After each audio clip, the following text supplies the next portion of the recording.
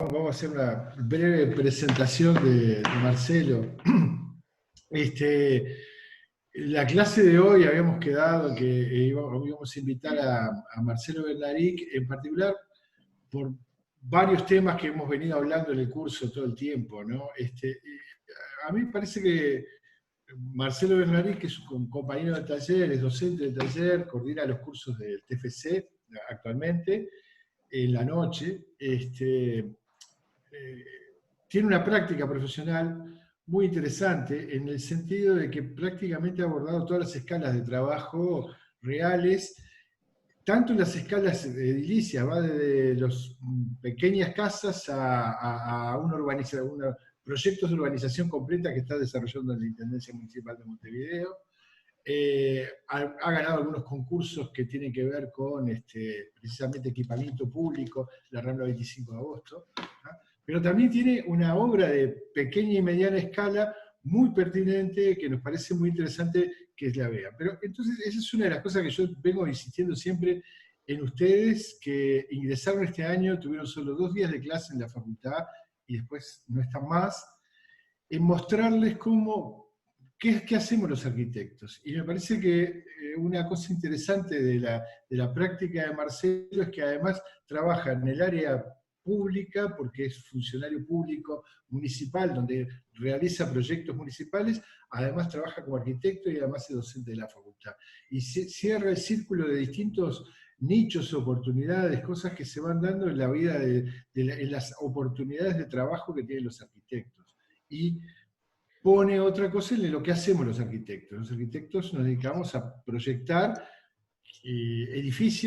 proyectar edificios que están dentro de la ciudad y pensar sobre la ciudad y proyectar pedazos de ciudad. Eso básicamente es lo que me parece interesante de Marcelo. Con Marcelo hace 15 días estuvo en el curso de proyecto urbano mostrando los proyectos del Cerro, la Rambla del Cerro, de los cuales esta nueva plaza que se inauguró en el Cerro forma parte de ese proyecto, y quedó pendiente justamente ver el otro lado de su obra, que es la escala doméstica, la escala que estamos trabajando con ustedes.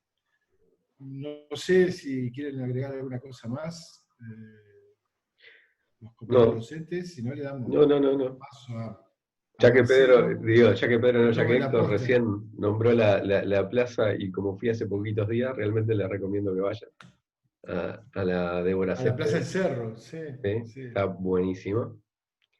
Vayan un ratito. Pero no, nada más. No sé, Marce. Bueno, bien, arrancamos. Bueno, buen día a todos. Inés, Buen día. esperen que voy a compartir.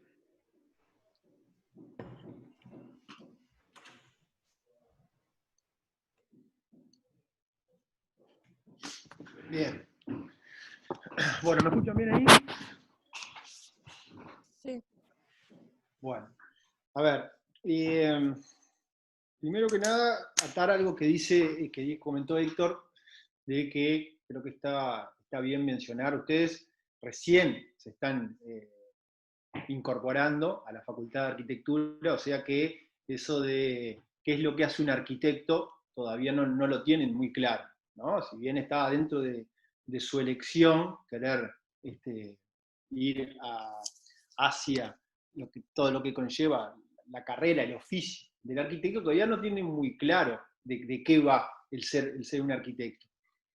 Entonces, estas casas que yo les voy a mostrar ya tienen algunas 15 años, 10 años, ¿no? Incluso cuando Lucho me planteó hacer esta charla, yo le dije, en el taller ya la he mostrado más de, no sé si cada 2 años, pero bueno, es como dicen, el público se renueva, pero sí, algunos compañeros docentes ya la deben tener más que sabida. Entonces, hasta incluso a uno mismo ya le dice, bueno, pero ¿qué cosa nueva puedo comentar? Entonces, retomando muchas de estas casitas que yo tenía, justamente lo que me puse a pensar qué particularidad tienen entre ellas, ¿no? Y una de las cosas que tenían en común es que justamente fueron todas realizadas en la primera etapa de yo y mi socio, que era Federico Mirabal, y con otros compañeros también, cuando recién salidos de la facultad, ¿no? O sea que tiene esa impronta de las primeras obras en donde uno recién empieza a hacer y a tener el oficio del arquitecto. Una cosa que ustedes sepan, uno como arquitecto se va haciendo durante toda la etapa de su vida, ¿no? Van a tener 5 años, 6 años en facultad, que van a ir tomando clases, haciendo distintos tipos de proyectos, pero va a llegar un momento que se van a ir de la facultad y van a tener que empezar a generar ustedes mismos su propio camino, ¿no? Y el tema de la arquitectura es mucho de el hacer de las cosas, ¿no? Es lo que le va generando el oficio. Por distintas razones, lo que es el transitar de mi profesión me hizo a que trabajara durante los primeros años en lo que tiene que ver con la arquitectura vinculada a lo residencial, y últimamente, ya hace 10 años, 9, 10 años, que estoy trabajando en la unidad de proyectos urbanos, en la Intendencia, realizando proyectos del tipo de escala urbana, más grande, ¿no? En donde cuando ustedes lleguen a esa etapa van a ver que por ser más grandes en tamaño, por abarcar 5, 10, 15 manzanas, no deja de tener presente uno, cuando proyecta esto, la pequeña escala, porque en realidad lo que uno está desarrollando es el soporte para las futuras pequeñas intervenciones. ¿Ah? O sea que eso también me ha servido mucho en el sentido de mi formación. Entonces, bueno, básicamente les voy a mostrar 4 o 5 casitas, ahora no me acuerdo bien cuántas fueron las que cargamos, pero tienen esa particularidad, ¿no? De haberse desarrollado en la primera etapa como arquitecto al salir de facultad. Lo que intentaré transmitirles es, bueno, cuáles eran esos argumentos, esos elementos cuando uno se enfrenta a desarrollar un proyecto, que debe ser muchas de las situaciones en las cuales ustedes se están enfrentando, ¿no? En las cuales le dan un programa, le dicen, bueno, hay que desarrollar este programa con tantos metros cuadrados y para dónde salgo, ¿no? Entonces, bueno, empezaría a estudiar, les habrán dado referentes, empezarán a ver cosas que ustedes están acostumbrados a ver en su vida cotidiana, qué es lo que tienen en su memoria, y ahí empezarán a elaborar un proyecto que empieza a tomar forma. Bueno, eso es lo que hacemos al inicio de la carrera, cuando recién salen, cuando están en la mitad de la carrera y cuando se vayan a jubilar, básicamente. O sea que es un tema de ejercitación.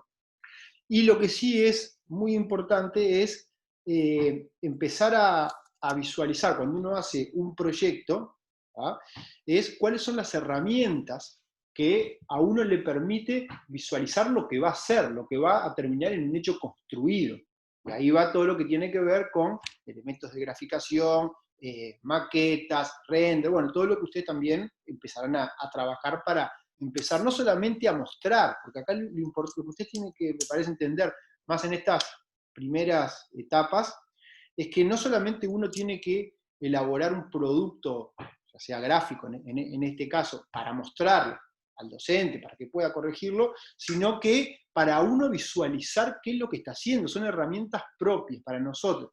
Eso es una cosa que creo que es fundamental, ¿no? El tema de, ustedes se dan cuenta que la carrera no es, cuando yo entrego un producto, no es solamente entregar como si fuese un examen, ¿no? Bueno, me piden que resuelva estas 4 preguntas, las entrego, no. En realidad ustedes están produciendo justamente para poder avanzar en su proyecto.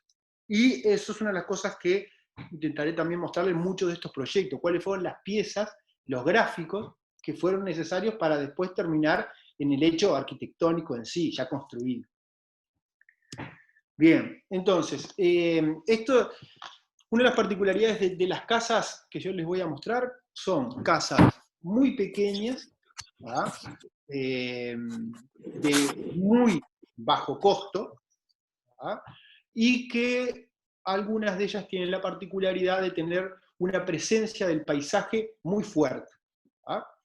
Esta, por ejemplo, que les voy a comentar ahora, esto es en Punta del Diablo, un terreno que tenía mucha pendiente, y bueno, lo más impresionante del lugar justamente es la inmensidad de el horizonte y esa cosa de tener, si bien no es un terreno en primera línea, sino que está unas cuantas calles hacia atrás, por su situación lo que tiene que ver con la ladera, hace que uno tenga la presencia del mar y del horizonte muy, muy fuerte. Entonces, bueno, la idea del proyecto en sí era tratar de captar justamente ese paisaje e introducirlo adentro de la vivienda, ¿ah? Como forma del paisaje esté en la vivencia cotidiana de la vivienda que se iba a construir.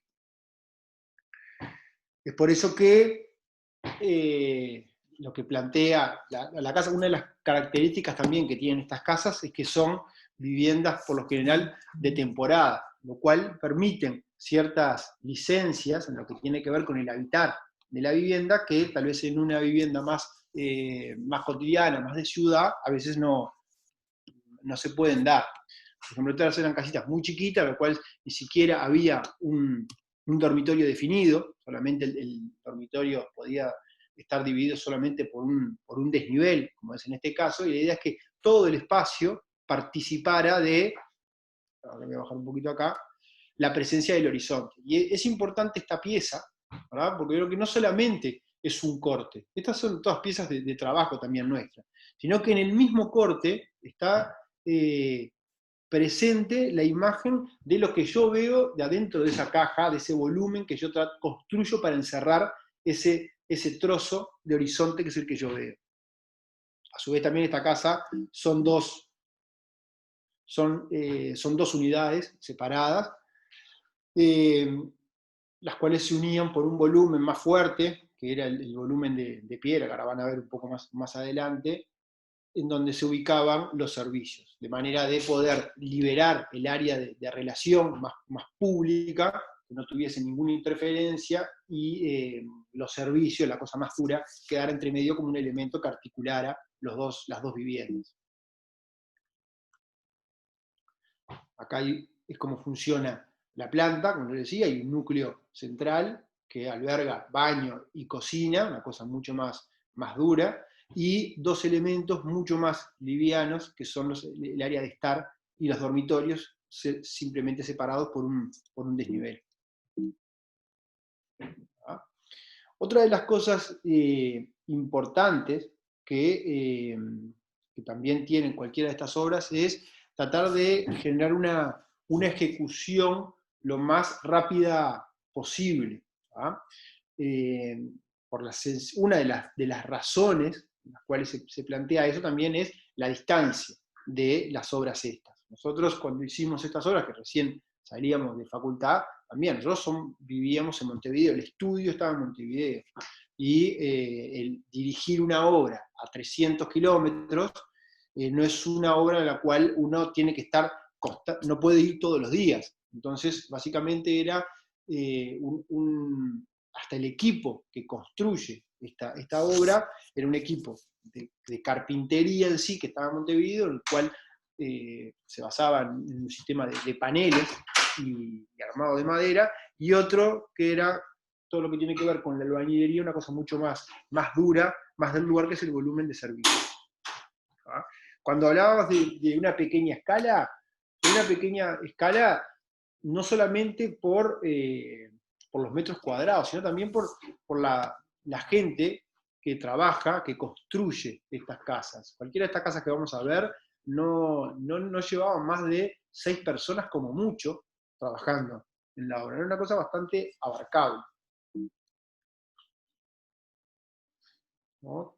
También importa mucho esa presencia tanto desde adentro como de afuera, que es lo que queríamos mostrar, cómo se percibía esas viviendas desde el contexto de una fuerte particularidad, como es el de Punta del Diablo en esa época. Ya les digo, esto hace 15 años, que estaban todavía algunas de las casas distanciadas y se generaban estas perspectivas entre casa y casa.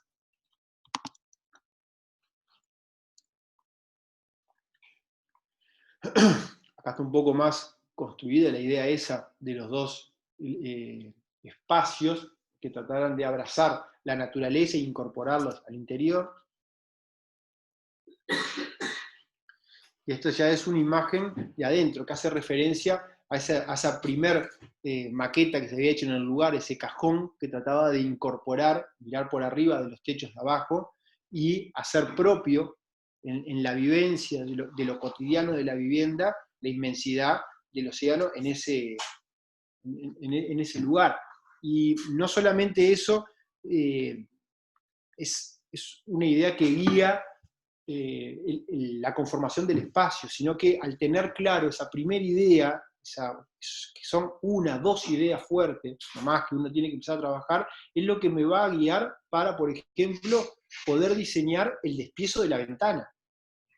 No solamente esa idea primaria termina en la generación de una planta o un corte, sino que en el detalle constructivo y hasta incluso el despiezo, como les decía, de una abertura, ¿no?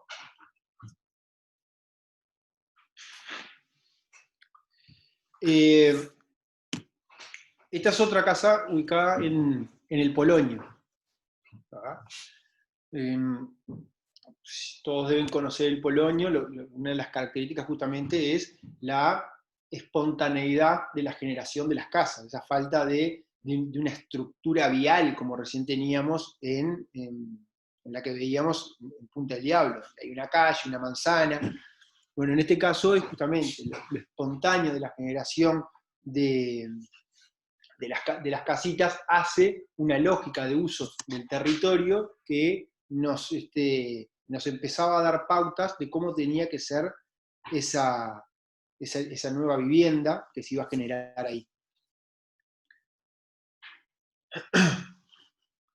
Del mismo modo, la presencia del paisaje es muy fuerte, pero no solamente el paisaje natural, sino también el paisaje, que en este caso son como estas pequeñas ventanas que aparecen en el interior de la vivienda, captando lugares de interés, no solamente con la primera, como aparece, que es el contexto de las casitas que ya existían, sino que cómo poder ubicar el faro, empezar a detectar esas cosas que son sumamente características del Polonio, ¿no? En un lugar donde no hay luz, la presencia del faro es una cosa intermitente que nos parecía interesante empezarlo a incorporar en el interior de la vivienda, más allá de las vistas espectaculares que se generan en ese lugar.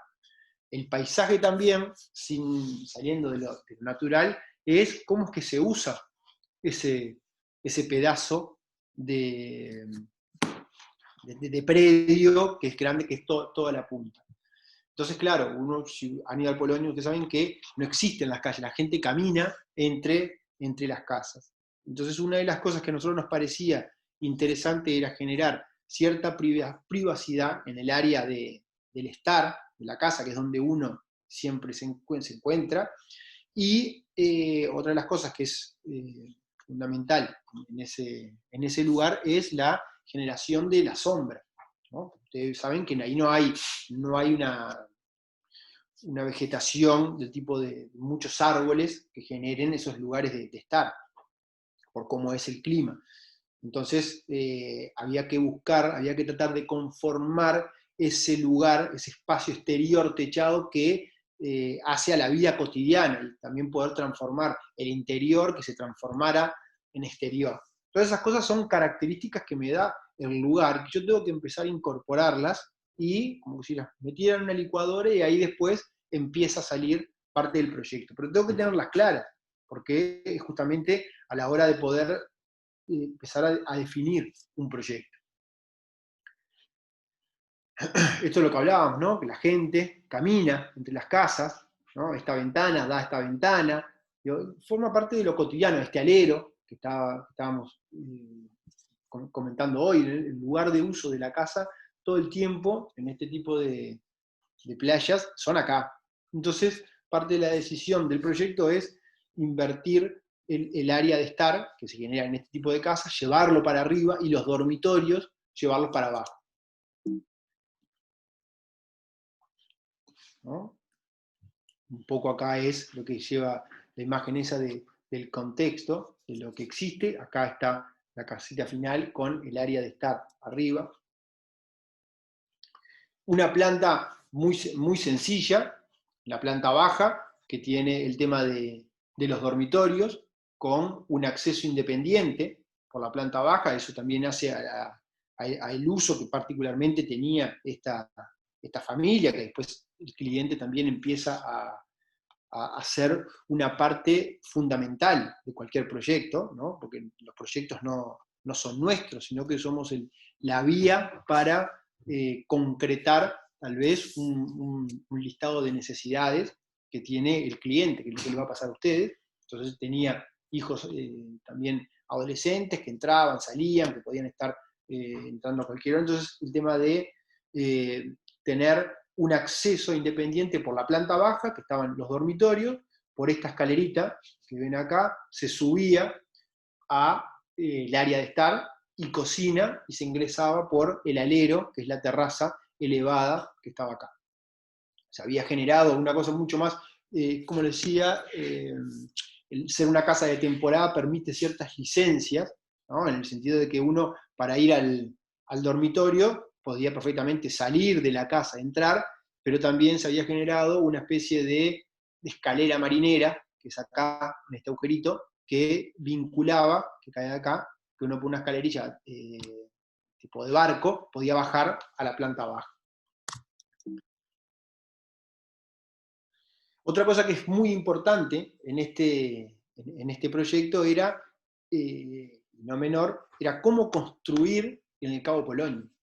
¿No? Ustedes saben lo difícil que hay. En el Cabo Polonio te quedás sin un clavo y no tenés una ferretería al lado. Tienes que esperar que salga el camión para ir hasta Baliza seguramente, para volver a la obra y clavar ese clavo.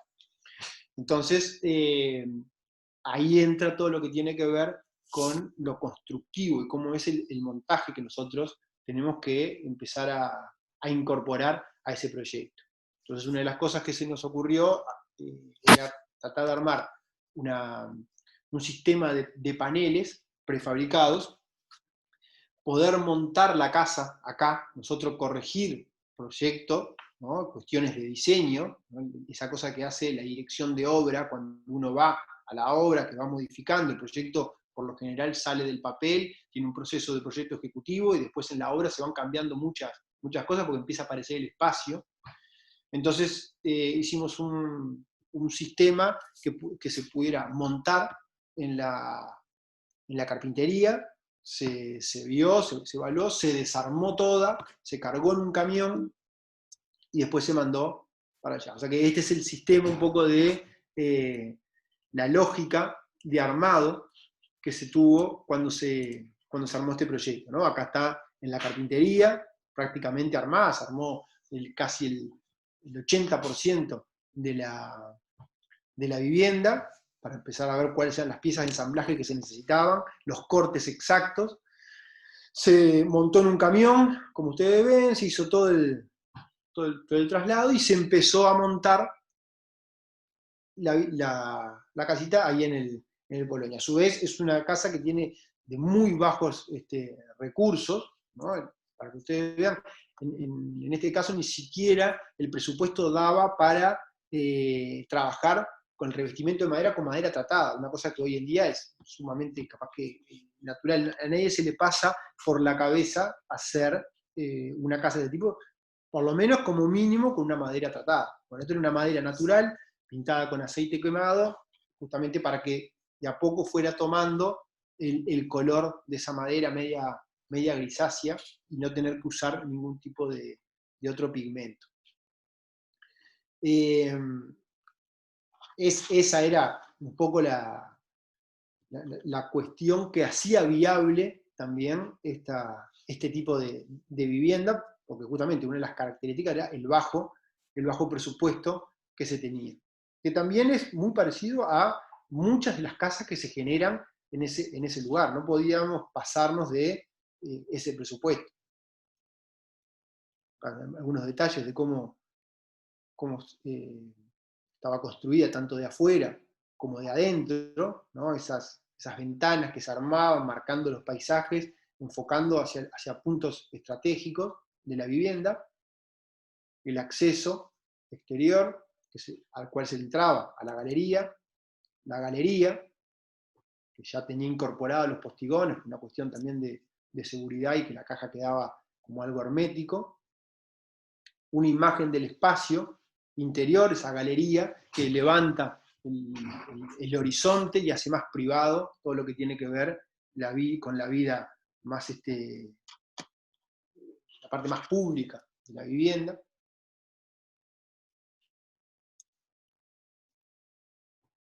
Y eso es un poco como está hoy en día la casita esta allá del Polonio.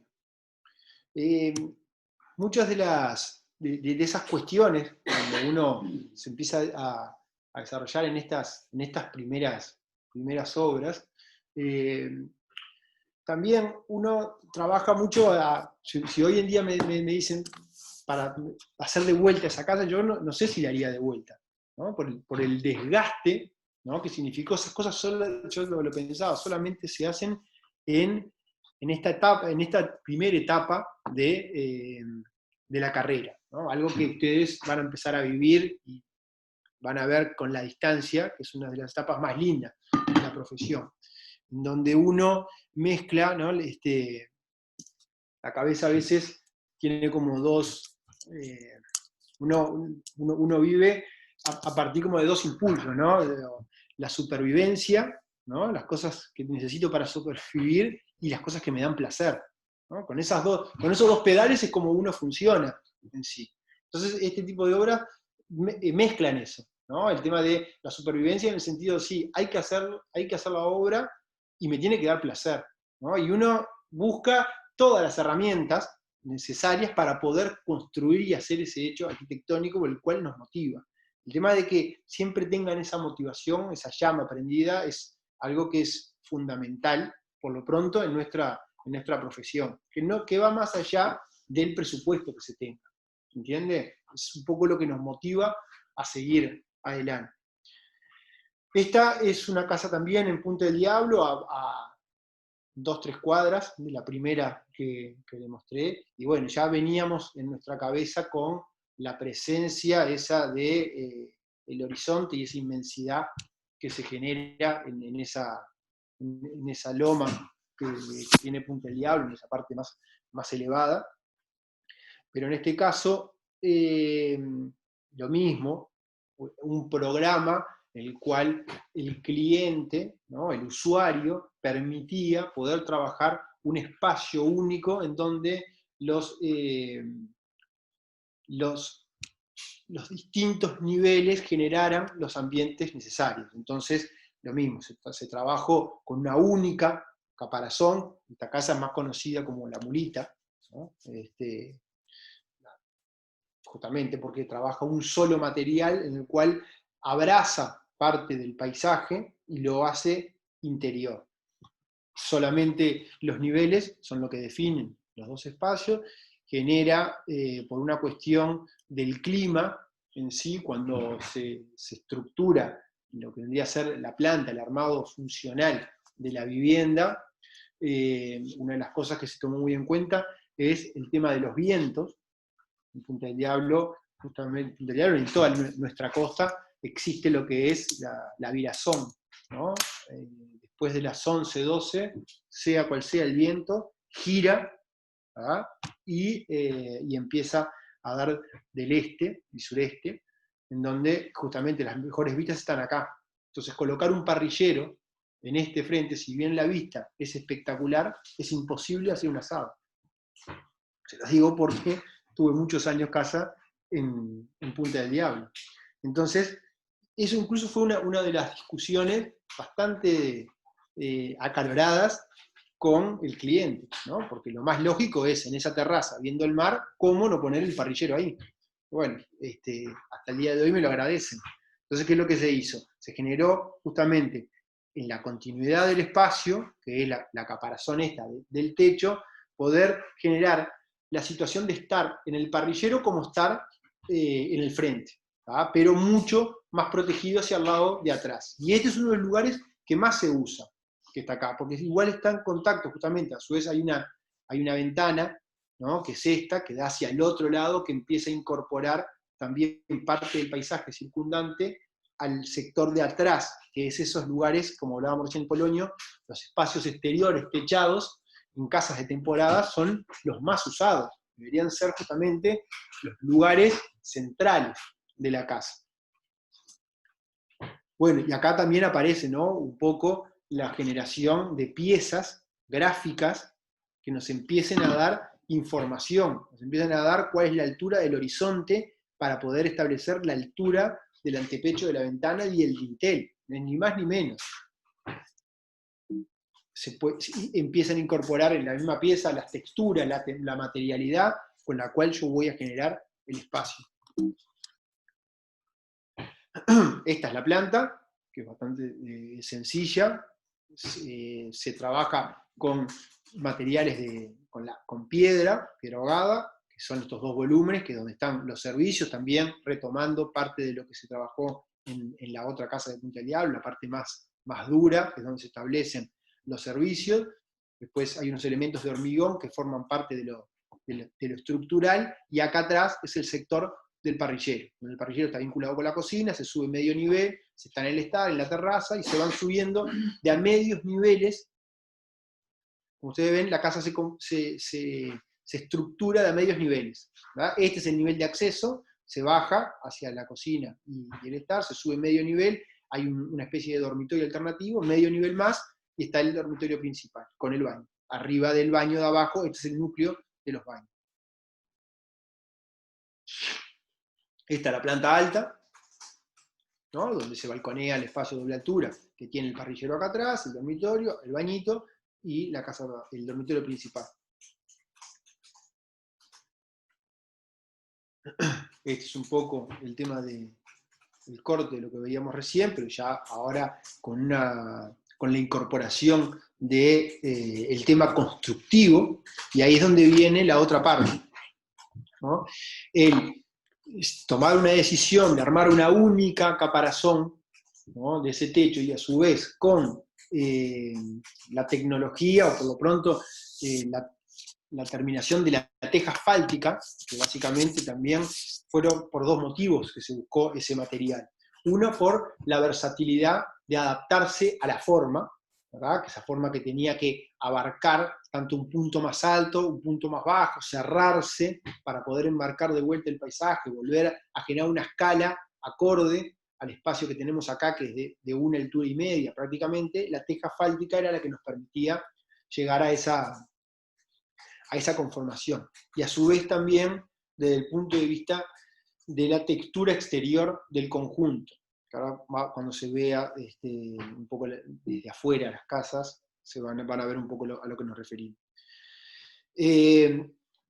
Para lograr a estas formas, acá tenemos una planta de techo, por supuesto que hubo que hacer unos cálculos y un manejo de la estructura que escapa a lo que nosotros estamos capacitados a hacer con nuestro conocimiento en la facultad. Entonces ahí van a ver que los arquitectos requerimos incorporar distintas disciplinas a nuestro proyecto. En este caso, este es todo el estudio que se hizo de las deformadas, que hizo el estudio de los ingenieros, para poder llegar a la sección de cuánto debía tener la madera y cómo deberían ser las articulaciones. Para llegar a eso, necesitamos también, justamente, hay formas en las cuales uno empieza a trabajar que no alcanza solamente trabajar en dos dimensiones. Entonces tenemos que incorporar el tema de la maqueta. Si bien hoy en día trabajamos con maquetas digitales, hay algunos temas que solamente los podemos ver con una maqueta construida, en el sentido de nosotros poder abarcar con nuestra mirada todos los ángulos y poder manejarla con las manos, recortar, armar, sacar. O sea que todas las herramientas son válidas. Yo creo que una herramienta no sustituye a la otra, sino que son complementarias. Y bueno, y después vino todo el desafío de la construcción de esto, ¿no? Por lo mismo, ¿no? Bajos recursos, la cuadrilla de gente muy acotada. Entonces, bueno, hubo que hacer todo un replanteo de las costillas de esa caparazón en obra, y a partir de eso se fueron estudiando los amures, los enganches. Acá ven un poco el tema de lo que vendría a ser la cimentación, que se utiliza también como pared, como terminación exterior. ¿No? Acá van viendo donde se tiran las primeras líneas, que son estas, la de la caparazón, que va replanteando toda la estructura final del techo. Era fundamental también poder arriostrar esa estructura de madera a las cosas ancladas en la tierra, que eran justamente los volúmenes de los servicios, que son de piedra, y el volumen, los elementos de hormigón, que son estos, que son las ménsulas que hacen que la casa parezca volando en el terreno después. Ahí ya estaba más colocando la teja asfáltica, que va copiando la forma en el chapón. Acá se ve un interior de cómo se estaba construyendo, ¿no? Esto que están acá son las piezas de unión que se generaban con las maderas de las costillas.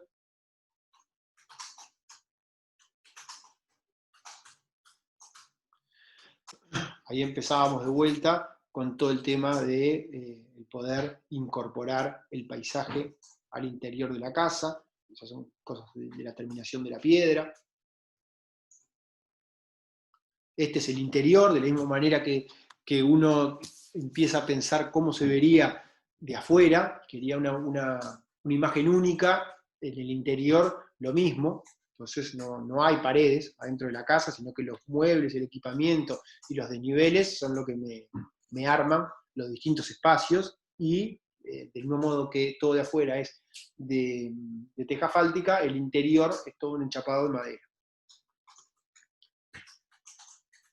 Acá es una vista hacia el sector del parrillero, la barbacoa que estaba atrás, está en la cocina.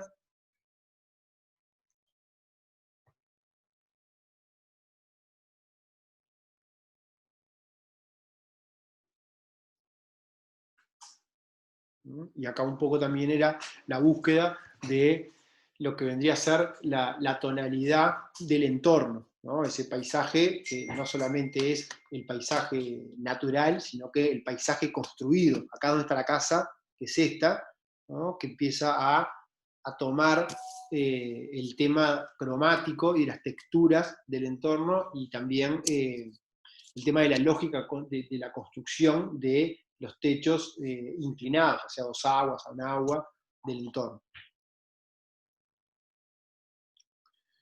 Esta es un caso diferente, en donde el paisaje, esto es en el campo, es una casa donde sí se vivía, pero era interesante captar la inmensidad, pero ahí ya no del horizonte, de esa línea con una dirección, ¿no? Donde la casa se focaliza hacia un punto, sino que acá era 360 grados, prácticamente lo mismo, ¿no? Esa cosa de el campo, donde no hay más que elementos puntuales para agarrarse, como por ejemplo los elementos del atardecer y el amanecer, ¿no? Poder captar ese tipo de cosas, el distinto pasaje de la luz durante el día era lo interesante. Entonces esta casa en realidad está pensada más desde el interior, ¿no? Y esa cosa de poder incorporar elementos, nosotros llamábamos de la luz, del pasaje del tiempo, al cotidiano.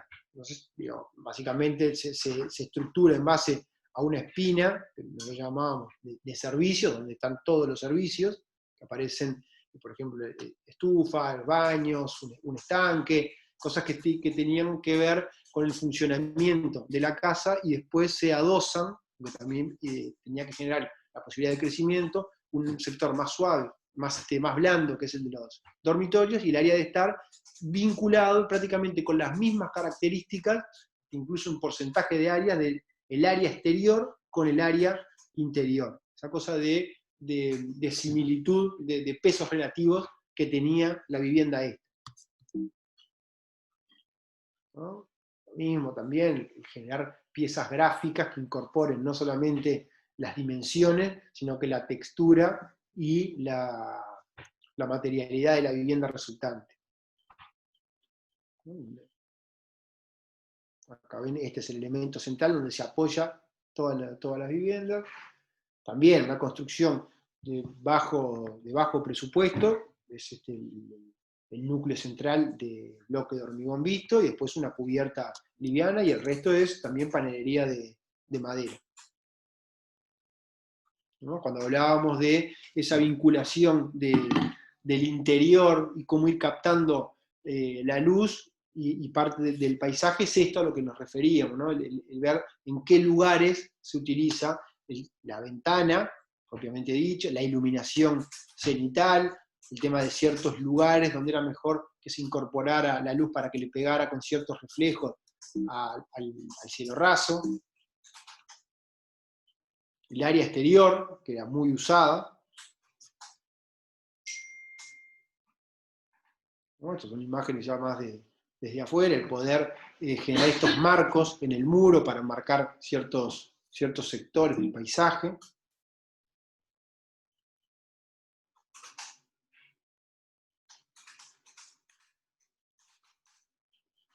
Bueno, después acá hay un poco más de detalles constructivos, en sí, de cómo se armaba la casita ahí.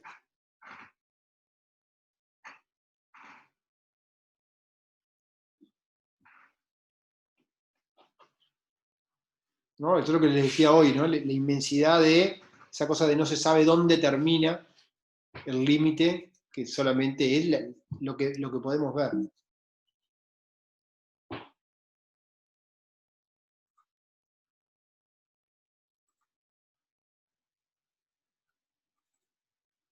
Bien. Quedan un par de casas, creo. Esta es producto de un concurso de vivienda, el cual ustedes dentro de unos años, seguramente 1 o 2 añitos más, ya van a estar sabiendo lo que es esto, y desde acá los aconsejo de que hagan el ejercicio ese, de presentarse a todo este tipo de concurso, en el cual la casa en realidad podríamos atar el tema del refugio, justamente esta casa llamábamos refugio, pero no por ser el refugio en un entorno natural, sino que la propia conformación de la casa manejaba 2 elementos. Un elemento muy público, que es el área de estar, que es esta, que está acá, y un sector más de dormitorio, pero donde el tema de la luz, esa cosa de aislarse del resto del resto del entorno de la casa, hacía que se asemejara mucho más a un refugio, incluso hasta la forma de cómo se construyó, una cosa más, la colocación de la piedra más primitiva, ¿no? Visto desde la confección en sí del espacio ese, que lo tecnológico que vendría a ser el otro espacio. Era un poco ese diálogo entre las dos puntas.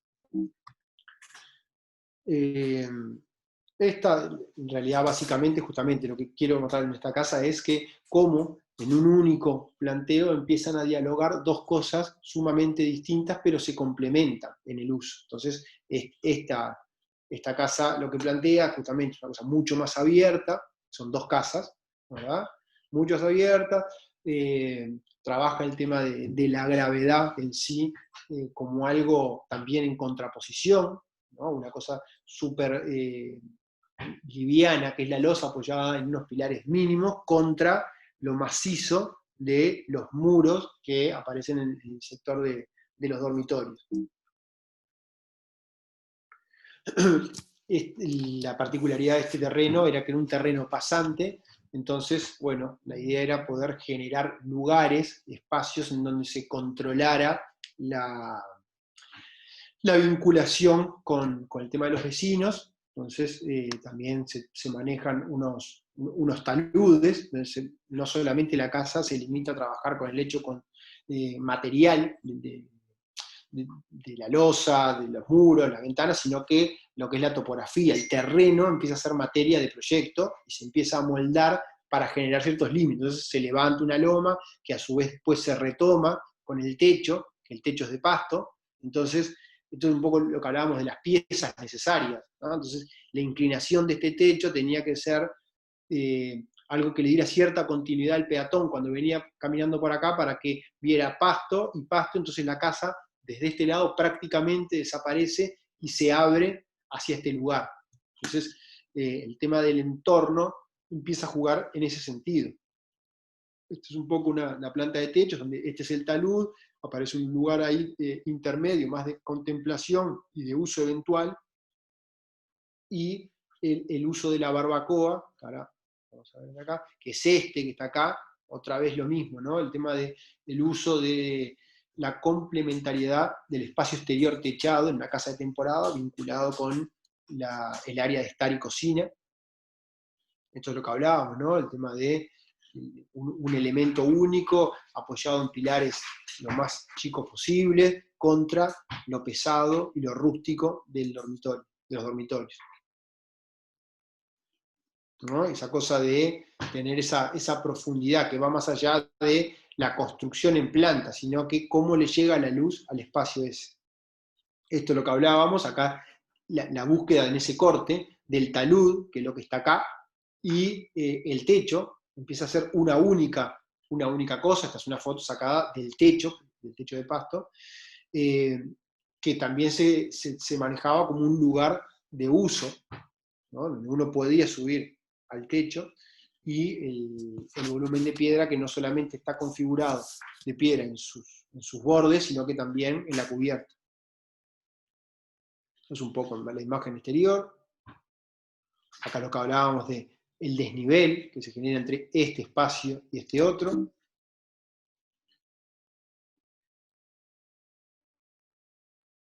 Este ya es el interior de los dormitorios.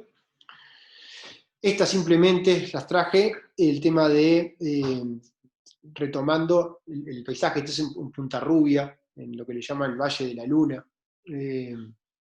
También eran 2 casas, y la búsqueda, cómo agarrarse, no solamente a veces empiezan a ser lo más importante, el tema del horizonte, ¿no? y las vistas al mar, sino que en este caso era tratar de justamente encontrar cuáles eran los elementos que me podían ayudar a empezar a definir de qué iba la casa esta. Bueno, una de las cosas que es impresionante ahí, en el Valle de la Luna, es la tonalidad y la textura de las dunas y los barrancos esos. Entonces,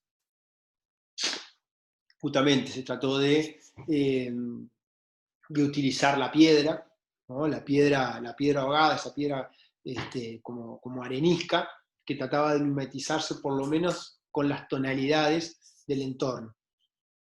Y básicamente lo mismo, otra vez, el trabajo de las maquetas, porque la idea de este proyecto justamente era, si bien como en el otro veíamos que la piedra conformaba los espacios, ¿no? En este caso lo mismo, la piedra, los volúmenes de piedra conforman el espacio, pero acá se fue un poquito más, y tratar de qué manera podemos habitar dentro de la piedra. Entonces muchas de las cosas, ¿no? que arman la vivienda incorporan la piedra ya con un espesor, y que empezaron a trabajar con las fugantes. Entonces, como acá se ve en la planta, lo que queda es el espacio libre, y se incorpora tanto la escalera, baños, estufa, leña, adentro de la piedra, ¿no? Y después, como yo les decía, la formación de los arquitectos va a transitar por la carrera, como ustedes van a amar, pero después es mucho oficio y muchas cosas que no se las enseñan, ¿no? Por ejemplo, cuando hicimos esta casa, a nosotros nadie nos había enseñado en la facultad cómo hacer un muro de piedra ahogada, por ejemplo. Ustedes no saben lo complicado que es querer colocar una caja eléctrica en un muro de piedra ahogada. Entonces, solamente se dan cuenta cuando están en esta etapa. Acá hay que empezar a tirar piedra, y hay que dejar la caja que no se alinea, porque la piedra es irregular, entonces no hay un plan. Todas esas cosas se van haciendo con el oficio. Y también creo que muchas de estas cosas pecan de la ingenuidad de las primeras obras que uno realiza. Tal vez hoy a la distancia y con más oficio se revería si la instalación eléctrica no debería haber sido aparente, toda por fuera y no en la piedra ahogada. Pero eso se hace al transcurrir un poco lo que es nuestro oficio. Y esta ya es la última casa, que también la puse para contraponerla también con el tema de lo que hablábamos. Si bien el buscar en cada casa, buscar siempre un argumento que me vaya guiando el proceso de diseño, ¿tá? Que es independiente del tamaño, del dinero, del presupuesto que se dispone. Siempre hay que empezar a buscar ese hilo conductor del proyecto. Esta casa, por ejemplo, como vamos a ver, tiene de presupuesto 10 veces más que cualquiera de las que estuvimos viendo hasta ahora. Seguramente con lo que hicimos esta casa, capaz que hacíamos 2 o 3 de las otras. Pero bueno, en este caso, una de las particularidades que se tenía es en Santa Mónica, pasando Manantiales, era el tema de que está en la laguna y el crecimiento de lo que vendría a ser el nivel del agua. Eso ya nos determinó que tenía que ser una casa, por lo pronto, sobre pilares, ¿ah? Y que volara para poder abordar el tema de la problemática del crecimiento del agua. Entonces, ahí se optó por una materialidad que estaba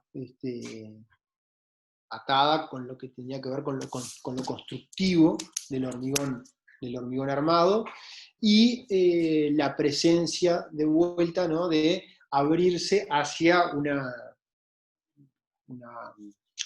punto muy fuerte, que era justamente tener parte de las lagunas enfrente.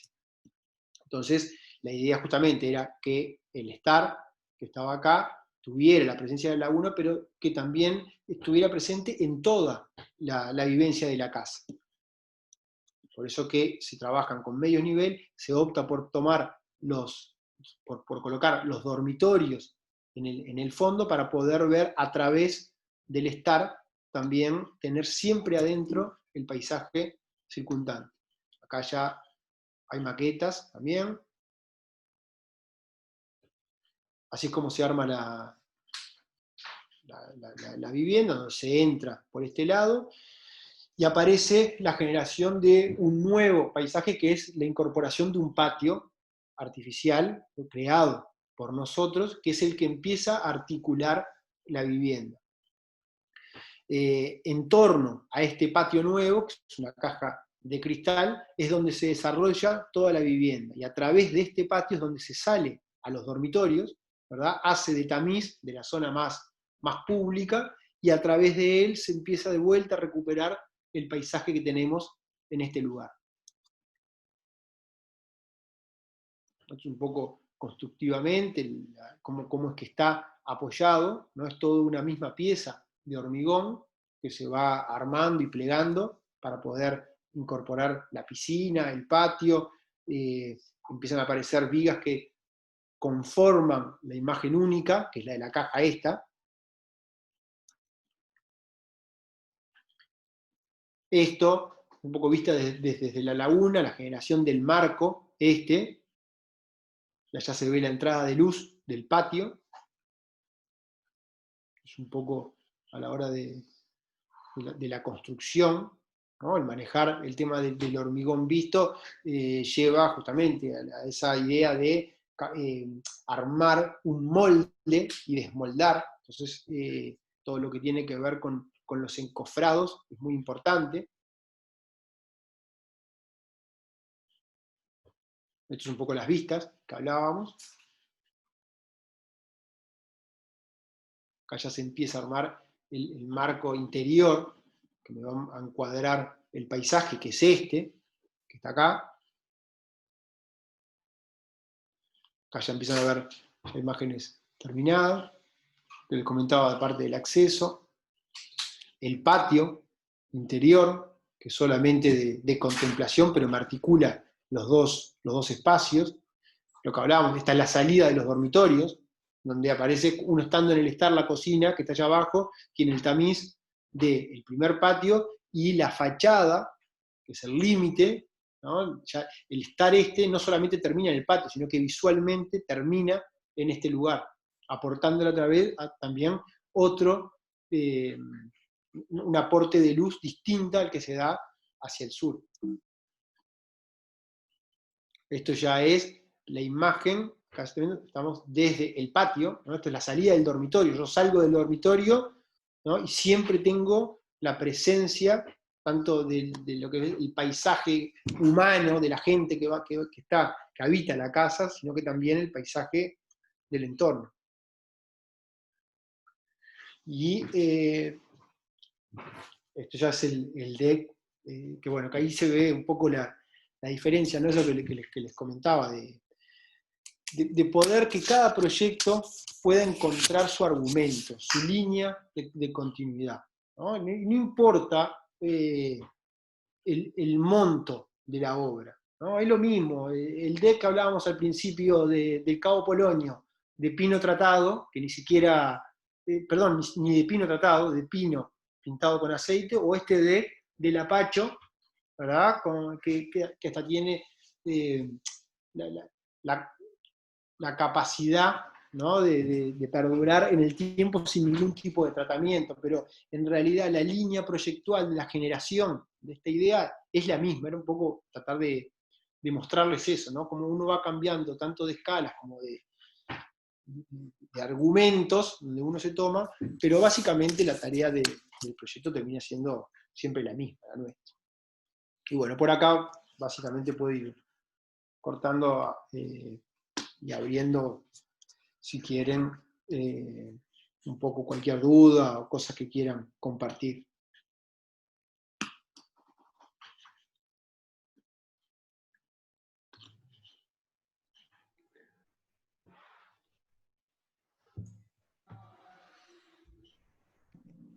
Estimados, ¿tienen alguna pregunta para Marcelo? Yo tengo una. Bien. Dale. Yo tenía la duda o me gustaría saber y preguntar cómo es que se llega a formas tan particulares como la de la mulita o la de la casa en Punta Rubia, puede ser, ¿Sí? que estaba formado como por unas formas muy, muy irregulares. ¿Cómo se llega o cómo se parte con un proyecto así? Bien. A ver, particularmente el proceso que hicimos nosotros era, como yo te decía, tratar de tener bien claro, ¿no? Para qué es que yo tengo que generar esa forma. Justamente en esos dos proyectos había algo que era muy importante, que era generar un único espacio. En cualquiera de los dos proyectos tenía que haber un espacio, el cual albergara todo, ¿verdad? Entonces, ¿para qué era ese único espacio? Para tener la presencia, como hablábamos, del paisaje circundante adentro. En el caso de la mulita, se mezcló eso, y a su vez el tema de poder, la casa en sí está también muy, muy atada a el trabajo topográfico. Ustedes veían el corte, eso se trabajaba distintos medios niveles, ¿verdad? Y a su vez la parte de atrás estaba enterrada, se levantaba un talud, se enterrada. Entonces lo que queríamos era que la escala del espacio interior fuera acomodándose a lo que vendría a ser el predio, pero siempre con la idea de tener un único espacio. Y a partir de ahí se fueron generando. La realidad es que si yo tuviese acá la cantidad de opciones que teníamos previamente a esa casa en principio partía con un techo a 2 aguas, por ejemplo, ¿no? A 2 aguas y inclinado. pero a medida que uno se va metiendo en el proyecto va encontrando ciertas riquezas que le pueden ir aportando.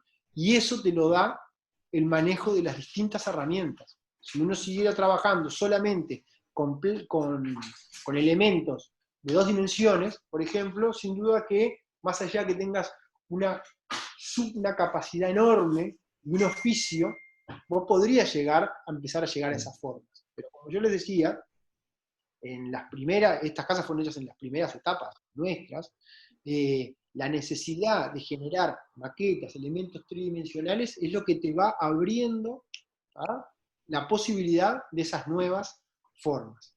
Quédate tranquila que no es una cosa que te va a salir, y que el resultado final no fue decir, hoy pienso esto y mañana estuvo. Eso llevó mucho tiempo, meses. ¿No viste la cantidad de maquetas que se hicieron? Una vez que se llegó a eso, se empezó a trabajar con los ingenieros. Los ingenieros nos tiraban para atrás muchas de las cosas, nos aconsejaban que fuese.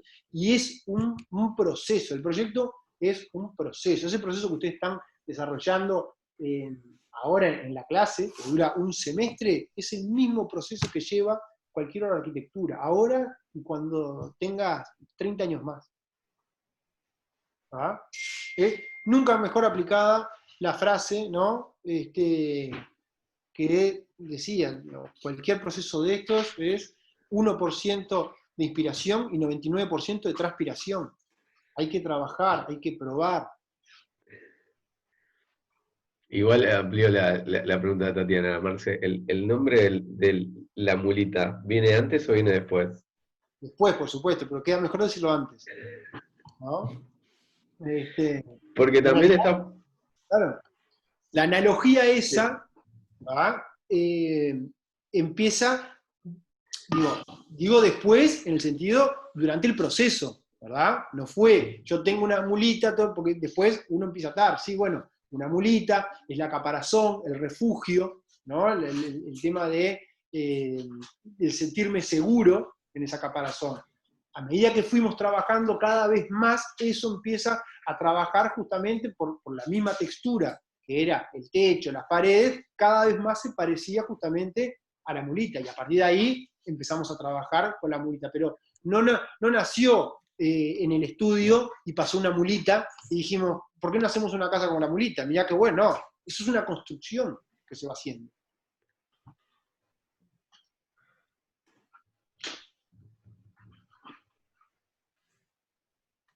Bien, ¿alguno más?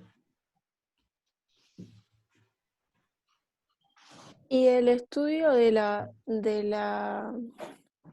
materialidad y las texturas y eso depende solo de qué depende cuando en el proceso del proyecto, de la topografía, del paisaje que lo envuelve o qué. Está muy bien eso que decís vos. Yo creo que es una doble, lo que dijiste vos es tal cual como lo entiendo yo. Se mezclan dos cosas. Nosotros siempre lo que estamos haciendo y construyendo es un espacio. Terminamos haciendo eso.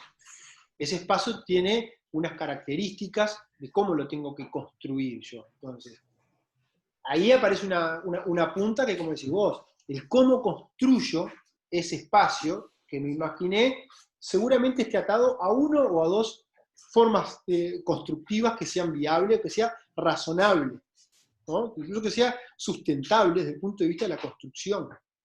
Entonces, el tema de qué tipo de espacio creo que está atado a qué materialidad es el que me va a ayudar a lograr ese espacio. Eso, sin duda.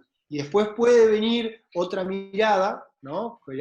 Que también puede ayudar a tirarte puntas, ¿no? Yo creo que no hay nada que esté totalmente definido. Cualquiera de estas casas, tal vez con otra mirada y con otra reflexión, podría haber sido de otra materialidad. Tal vez eso es la impronta que le da cada uno, y a veces uno se agarra de argumentos o elementos que después terminan siendo una anécdota, nomás en la construcción, ¿no? que solamente quedan para nosotros, en nuestro proceso de creación.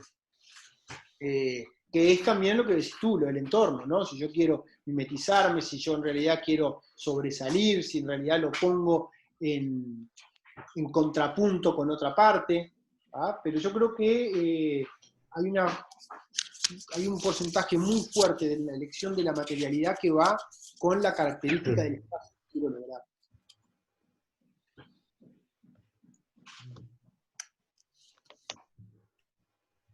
Marce, ¿cómo andás?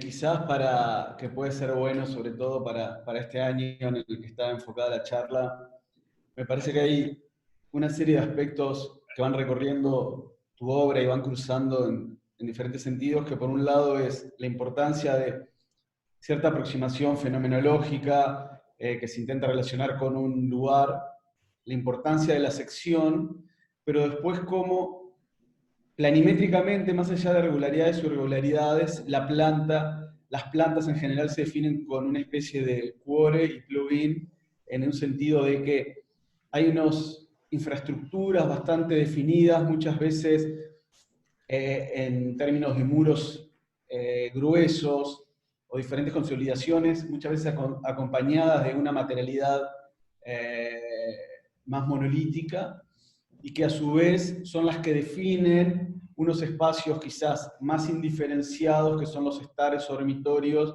en términos de lo otro, ¿no? Como una especie de sistema de doble juego. Capaz que podés profundizar un poquito en esos dos temas. Por un lado, la idea de la sección asociada a una aproximación más fenoménica, y por el otro lado, esa idea quizás más sistémica de organización planimétrica. No sé si estás de acuerdo o quizás no tanto.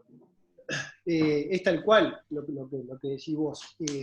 A ver, yo creo que nosotros como arquitectos, así como cada uno tiene su personalidad, ¿no? Hay personalidades que hacen a los seres humanos, ¿no? Que dan cierta forma de accionar. Yo creo que con la arquitectura pasa lo mismo. En nuestro caso, ¿no? Yo digo siempre en nuestro caso porque muchas de estas casas están hechas en conjunto con Federico Mirabal, que fue docente del taller, que nos formamos juntos, a su vez, hicimos toda la carrera juntos, somos compañeros, somos amigos, entonces teníamos una forma de pensar muy parecida. Ahora hablo en lo personal. En lo personal, a la hora de proyectar, yo hago mucho hincapié en lo que es el corte. Prácticamente me he acostumbrado a proyectar en corte, pensando ya el corte, pensando la planta. ¿Entienden? Y una de las cosas también, que se da por defecto profesional en sí, es que muchos de estos proyectos, que fue justamente también inconscientemente tal vez, prácticamente no, en ningún momento se nos planteó ver cómo eran las fachadas. A veces cuando uno empieza por, bueno, ¿cómo es la fachada? ¿No? De cuando empieza a dibujar. Todos estos proyectos, en realidad, las fachadas, ¿no? Lo que se ve de afuera es el resultado del espacio, de la articulación espacial. ¿No? En ningún momento se planteó, bueno, a ver, vamos a estudiar estas cuatro fachadas y cómo se vincula una con la otra, porque justamente la forma de generación de estos proyectos son a partir de volúmenes, ¿no? Que incorporan los servicios y el resto es el espacio libre. Y eso mismo es lo que se refleja en las fachadas. Si ustedes ven, la que más trabaja un poco el tema de la ubicación de ciertos vanos estratégicos es la chacra, ¿no? Que está muy vinculado con el tema del asoleamiento, pero el resto, a la hora de generar el mismo proyecto, la propia lógica de generación de estos proyectos hacen que el espacio es lo que queda y lo de afuera es justamente lo que se ve.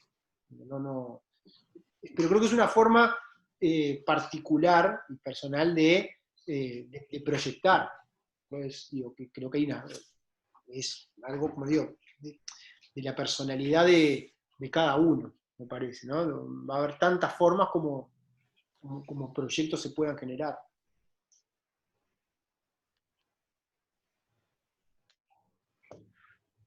Sí, a mí me parece interesante esto que, a partir de la pregunta de Pedro, como lo que tú estás planteando, Marcelo, ¿no? Yo insisto en que cada uno ve el objeto desde distintas lógicas y de distintas sensaciones y de distintas aproximaciones al objeto. La misma casa puede dar la mulita como puede dar otra cosa, y da la mulita porque en realidad hay una persona que estratégicamente tiene determinadas condiciones para verlo desde ese lugar, y me parece que justamente lo que valida que sobre un mismo objeto puede haber infinita cantidad de versiones, todas de la misma calidad, ¿no?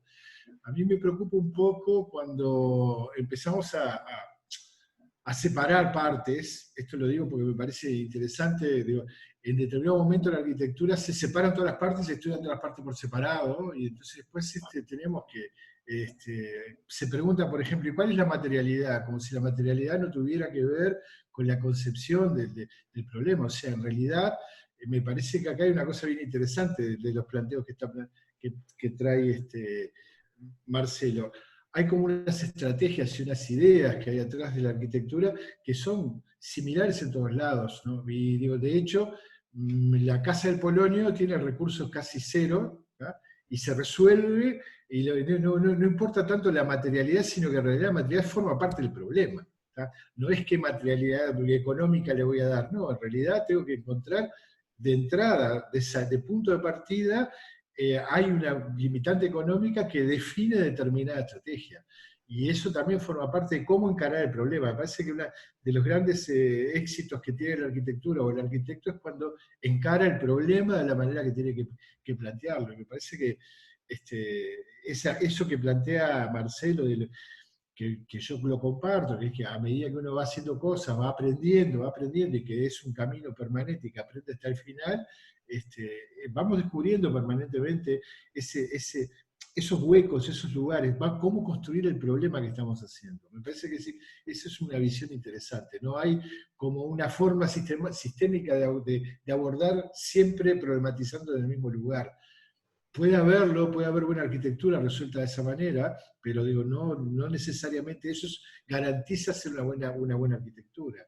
Me parece que es interesante verlo de ese lugar, y que cada objeto en sí tiene distintas interpretaciones.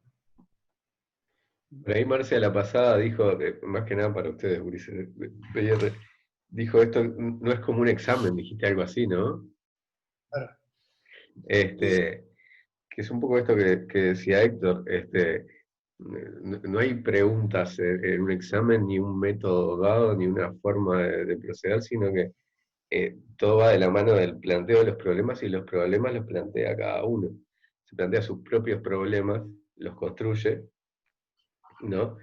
Y procede o apela a las diferentes herramientas e instrumentos que le ayudan en la construcción, la definición de ese problema. Está buenísimo esto que decía. No sé si alguno más, o lo liberamos a Marce.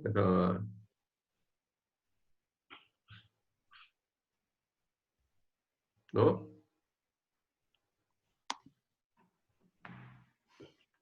Bueno, Marce, ¿liberamos? muchas gracias por la venida al Zoom.